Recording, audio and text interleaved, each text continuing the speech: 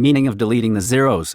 From time to time we read news articles coming out of Iraq mentioning their plans to delete the zeros from their currency. Sometimes it's stated as remove the zeros, lift the zeros, drop the zeros, or cut the zeros, but they all mean the same thing. They're talking about a redenomination similar to what has occurred with dozens of other countries over the past century whose currencies have depreciated in value after a period of hyperinflation. I could provide more examples with similar references, but you get the idea. All of these redenominations worked essentially the same way. The old currency was replaced by a new currency that was more valuable by multiples of 10.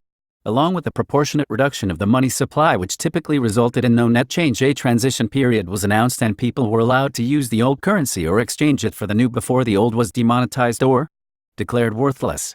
Iraq has very little inflation.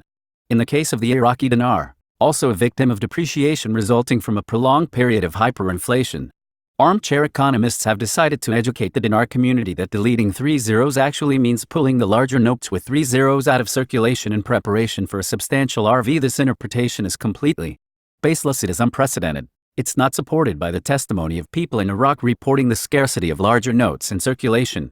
And it certainly isn't supported by the figures from the CBI, which show a growing money supply rather than a shrinking supply, as one would expect if this were the case.